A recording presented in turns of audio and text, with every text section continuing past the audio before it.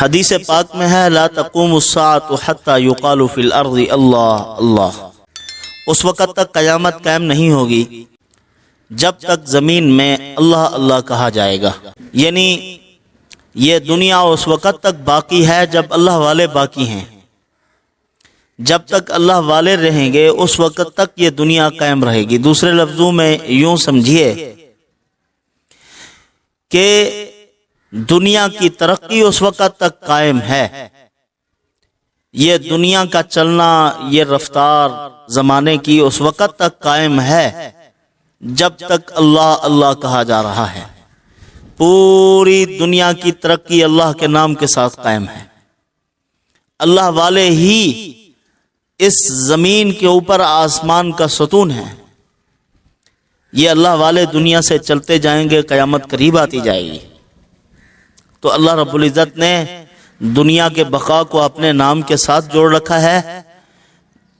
یہ صرف مسلمانوں کو نہیں بلکہ تمام عالم میں ہر مذہب کے انسان کو اللہ کے ساتھ تعلق کی کہیں نہ کہیں ضرورت محسوس ہوتی ہے، چاہے وہ بڑا منکر ہی کیوں نہ ہو. اسٹالن دہریوں کا امام تھا، موت کے وقت اللہ اللہ کی صدا لگا رہا تھا. اس سے لوگوں نے پوچھا کہ کیا ہے؟ اس نے کہا کہ کیا کروں، اس نام کے بغیر میرا سانس نہیں چل رہا.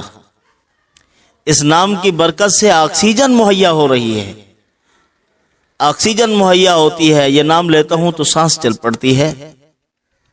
تو عزیزان گرامی، جو آدمی بھی اللہ کی ذات بابرکات کے ساتھ اپنا تعلق قائم کرے گا، اللہ کی ذات عالی کے ساتھ وابستگی ظاہر کرے گا اور اتباع سنت کے ذریعے سے حضور کے طریقے پر چل کر اگر وہ خدا کے ساتھ اپنا تعلق قائم کرتا ہے، اللہ پاک اس کو دنیا آخرت میں مقبولیت اور عزت مرحمت فرمائیں گے. ان الذین آمنوا وعملوا الصالحات سیجعل لهم الرحمن ودا. جو ایمان لاتے ہیں اور اعمال صالحہ اختیار کرتے ہیں، اللہ پاک نے فرمایا ان کے لیے محبتوں کا انتظام کرتا ہوں. دنیا ان کے ساتھ محبت کرتی ہے، دھرتی کے سارے لوگ اس کے ساتھ محبت کرتے ہیں. اس پر میں آپ کی خدمت میں ایک واقعہ عرض کرتا ہوں.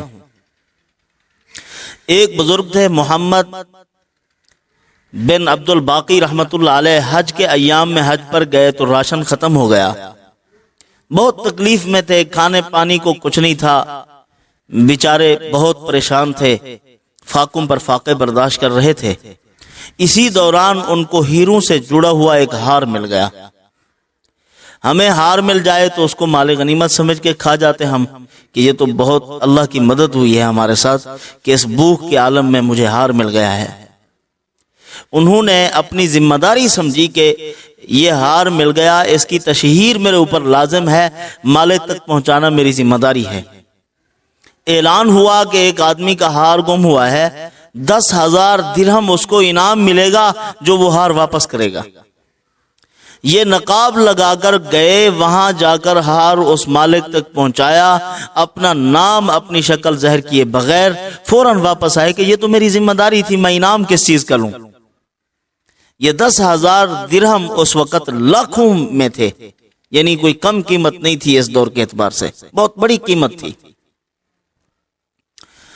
تو وہ واپس چلے آئے. کچھ دنوں کے بعد ایام حج ختم ہوئے، گھر کی طرف روانہ ہو رہے تھے.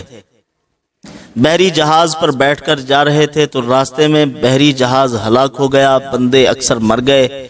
بیچارے ایک لکڑی کو انہوں نے تھاما اور تیرتے تیرتے ساحل سمندر تک پہنچے. قریب ایک بستی نظر آئی، اس بستی میں چلے گئے. ایک مسجد تھی، مسجد میں بیٹھ گئے. وہاں جب نماز کا وقت ہوا تو نماز پڑھی. لوگوں نے دیکھا کہ ہمارے امام صاحب فوت ہوئے ہیں، تو ابھی یہ ماشاءاللہ ایک نیک آدمی آ گئے ہیں، ان کو اپنا امام بنا لیتے ہیں. ان کو اپنا امام بنا لیا. کچھ عرصے کے بعد انہوں نے دیکھا ان کی خوبیاں، کمالات، جیسے نبی کریم صلی اللہ علیہ وسلم نے ارشاد فرمایا انسان معادن الذهب والفضہ، انسانوں کی مثال کانوں کی طرح ہے، جس طرح چاندی اور سونے کی کانیں ہوتی ہیں، اس طرح یعنی انسانوں میں اللہ نے خوبیاں رکھی ہیں، یہ معدن ہے،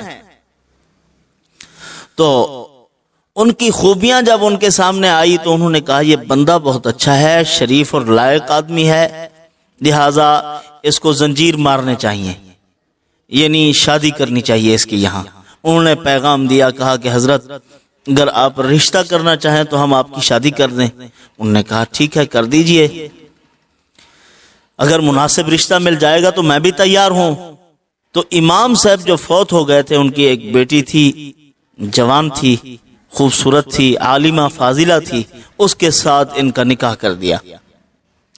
نکاح ہو گیا۔ انہوں نے پہلے کہا کہ میں یعنی پہلے دیکھوں گا، دیکھنا سنت ہے، شریعت میں اجازت ہے کہ شادی سے پہلے دیکھ لو، اس کے بعد تاکہ پوری زندگی ہم نے بسر کرنی ہے، پسند نہ پسند کا اختیار ہے۔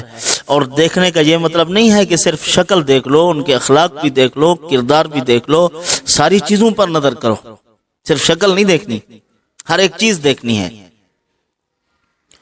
تو تشہیر کا مسئلہ بھی پیچھے گزرا ہے، جو چیز مل جائے 1 سال تک اس کی تشہیر کرو۔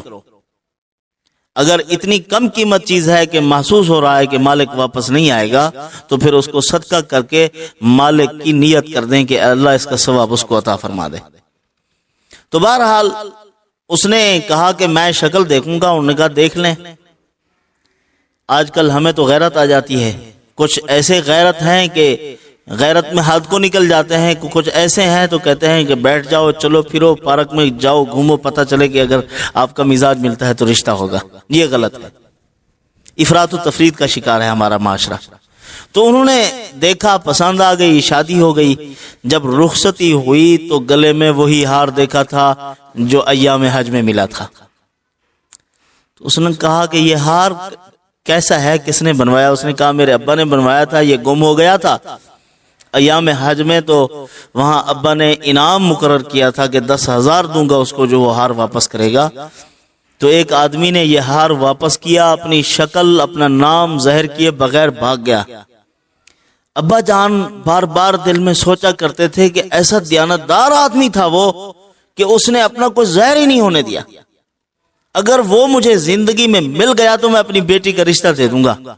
انہوں نے کہا وہی محمد بن عبد الباقی میں ہوں، یہ ہار میں نے ہی واپس کیا تھا آپ کے ابا جان کو، دیکھو۔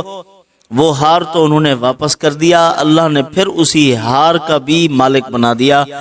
اللہ تعالیٰ کی ذات کے ساتھ تعلق اور تقوی کی برکت یہ ہے کہ اللہ تعالیٰ انسان کی زندگی کو آسان فرما دیتے ہیں، جو حرام کے قریب نہیں جاتا اللہ حلال طریقے سے عطا فرماتے ہیں۔ من ترک للہ شیئا عوضہ اللہ خیرا منہا، جو خدا کے لیے کسی چیز کو ترک کر دیتا ہے، چھوڑ دیتا ہے، اللہ پاک اس سے بہتر نعمت اس کو عطا فرما دیتے ہیں۔ حرام کو چھوڑو گے اللہ حلال عطا فرمائیں گے، اس سے بہتر عطا فرمائیں گے۔ تو گھٹیا چیزوں کو ترک کر دو، گھٹیا مقاصد بھی زندگی کے نہ بناؤ، ورنہ وہ حرام حرام ہی ہوتا ہے، سارا ضائع ہو جاتا ہے۔ تو اللہ تعالیٰ ان معروضات پر عمل کی توفیق عطا فرمائے، تقوی اختیار کرنے کی اللہ پاک توفیق عطا فرمائے۔ وما علینا الا البلاغ۔